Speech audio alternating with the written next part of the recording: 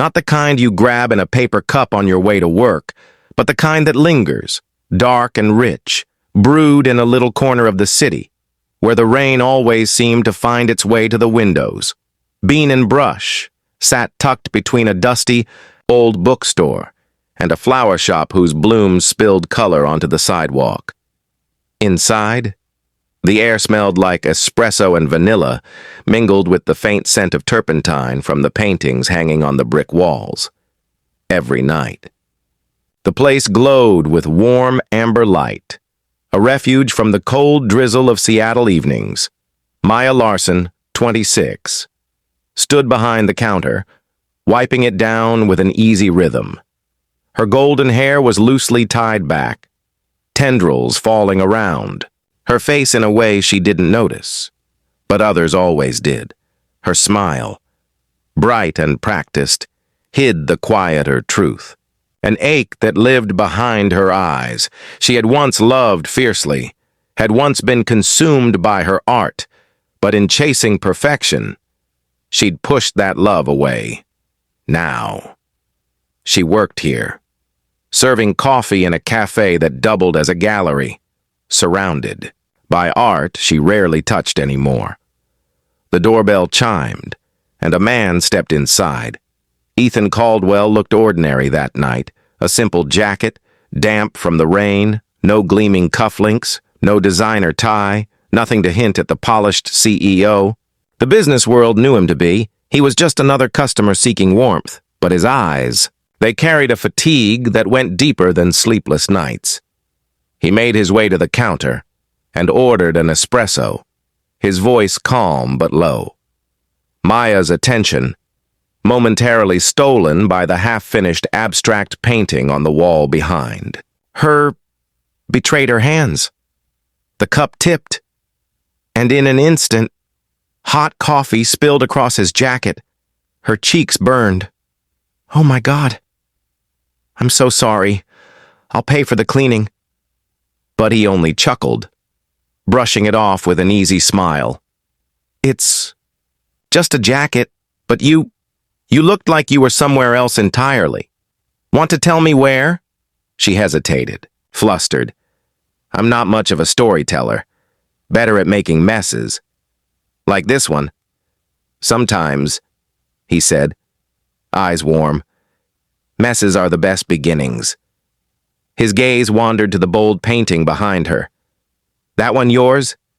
She nodded, her voice softer now. "Yes. But I stopped painting a long time ago." No one seemed to care. "I care," he said simply. It caught her off guard. The sincerity in his tone, the absence of pity. Something inside her shifted, just slightly, like a door cracking open after years of being stuck. Later, when Ethan left, he placed a folded note under his generous tip. "Your coffee may be messy, but your art is not." From the window, she watched him disappear into the rain, holding the note like a small ember in her hand. And outside, Ethan glanced back at the cafe's golden glow, feeling a warmth he hadn't expected. That night was the first thread, and slowly, over the weeks that followed, they wove more. Ethan came every evening, arriving just as the rain softened into mist. He always ordered the same espresso, settling into his usual corner, where the light made him look less like a man carrying the weight of a company and more like someone trying to remember how to breathe. Maya found herself looking forward to those nights.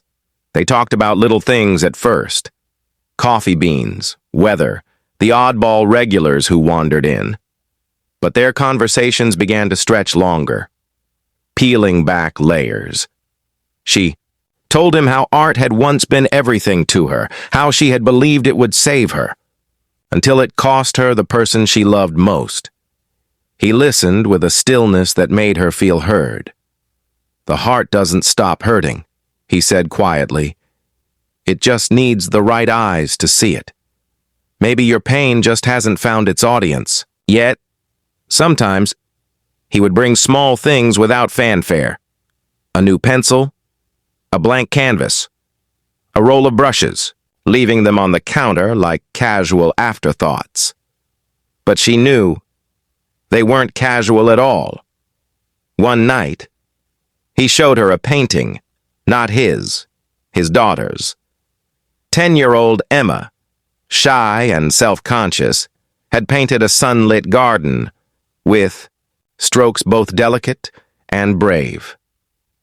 "She has a beautiful soul," Maya said, meaning it, the kind that speaks through her art. Emma, peeking through the cafe door, overheard. The smile that bloomed on her face was small, but life-changing.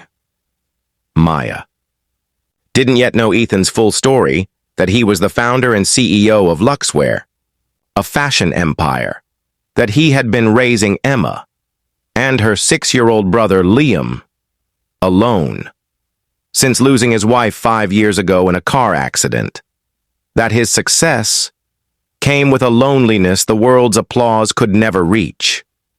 She learned the truth by accident. A magazine in her bag slipped free one night, revealing his face beneath the headline, "You're the CEO," she whispered. "Yes," he admitted, quiet.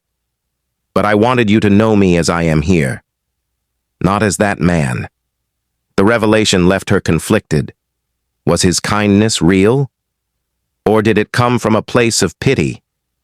She wrestled with it in the days that followed, especially when she learned he'd submitted her art to a local gallery without telling her, and she'd been accepted. Then came the turning point. Ethan asked her to teach Emma to paint, and one golden morning, she found herself in his home, sunlight spilling across the floor as she guided Emma's small hand over a brush. The walls smelled faintly of coffee and oil paint. Through the doorway, she saw Ethan rocking Liam in the nursery, his face etched with exhaustion and worry. That was when she realized he wasn't hiding his life from her because he didn't trust her. He was afraid she'd see his broken parts and walk away. That fear mirrored her own. When they finally spoke about it, the words were raw. "I thought you'd think I wasn't. Enough," she confessed. "And I thought you'd see the worst in me," he said. "The man who made mistakes, who let people down."